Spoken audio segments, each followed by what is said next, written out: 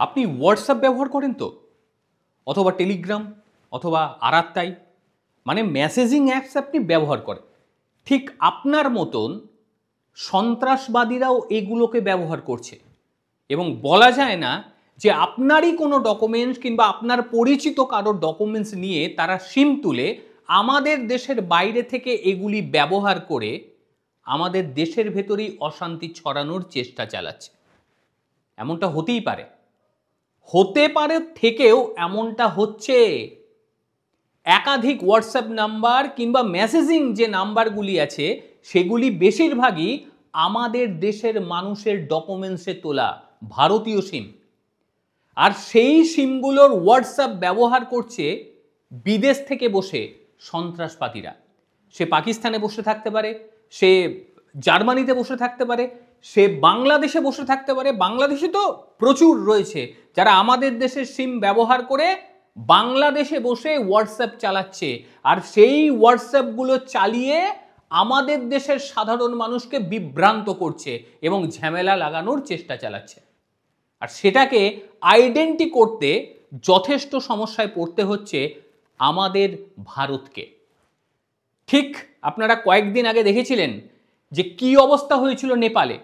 আর নেপালে সেখানকার সাধারণ মানুষ থেকে শুরু করে জেনজি যাদেরকে বলা হয় তাদেরকে যেভাবে উত্তেজিত করে তুলেছিল, এই সমস্ত হোয়াটসঅ্যাপগুলি বেশিরভাগ ব্যবহার হয়েছিল। মানে সিম হচ্ছে নেপালের, কিন্তু সেগুলো ব্যবহার হয়েছে বাইরে থেকে, যাতে যুব সমাজের মাথাটাকে ঘুরিয়ে দেওয়া যায়। অথচ দেশে না থেকেই তারা এই কাজগুলো করছে। হাতে মাত্র 90 দিন সময়। এই 90 দিনের মধ্যে বড় ধরনের পরিবর্তন আসছে আমাদের ভারতবর্ষে।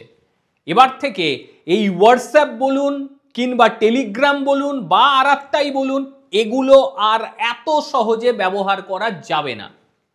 আপনার নামে আধার কার্ড তুলে সেই আধার কার্ড দিয়ে একাধিক সিম তুলে নিয়ে কিছু সিম চলে যাচ্ছে বিদেশে, এবং তারপরেই ওটিপি নিয়ে সেটা দিয়ে তৈরি হয়ে যাচ্ছে হোয়াটসঅ্যাপ।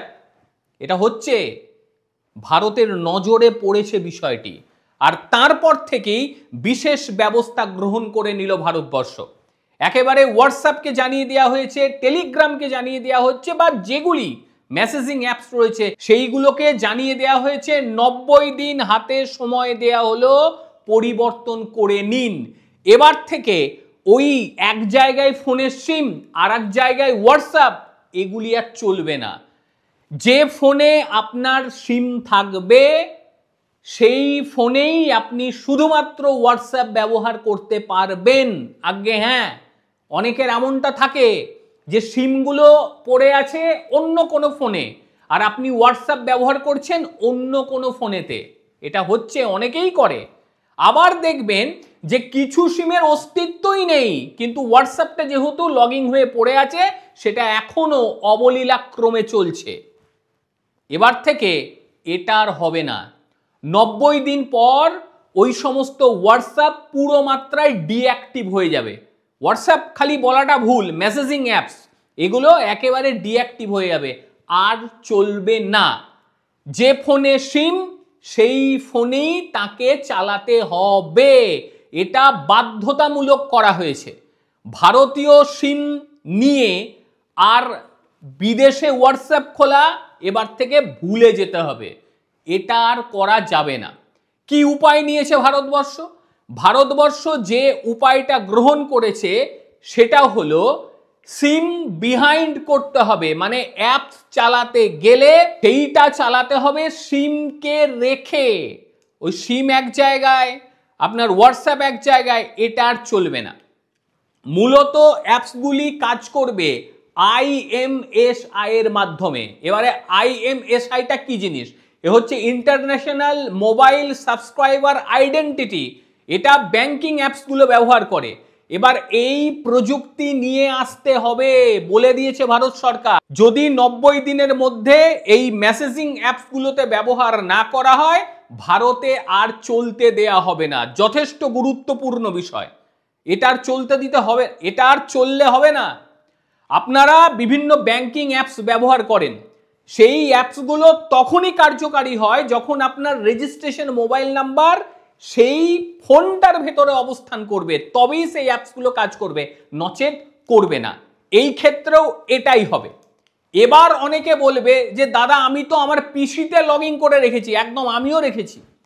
এবার থেকে পিসি লগইং এর ক্ষেত্রে সিম আপনি কিভাবে ব্যবহার করবেন, মাত্র 6 ঘন্টা আপনার বৈধ থাকবে। 6 ঘন্টা অন্তর অন্তর আপনাকে স্ক্যান করতে হবে এবং তবেই এটা অ্যাক্টিভ থাকবে আগে, তাছাড়া আর হবে না। আমি বসে আছি আমেরিকায় আর আপনি আমাকে ওটিপি দিলেন, আমি করে ফেললাম, বাস ওটা বছরের পর বছর চললো, এটা আর হবে না। স্থায়িত্বকাল পিসির ক্ষেত্রে মানে আপনার পার্সোনাল কম্পিউটারের ক্ষেত্রে মাত্র 6 ঘন্টা।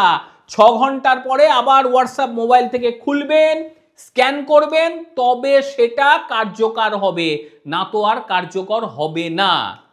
এই পদক্ষেপটা নেওয়া হয়েছে সন্ত্রাসবাদীদের কথা ভেবে।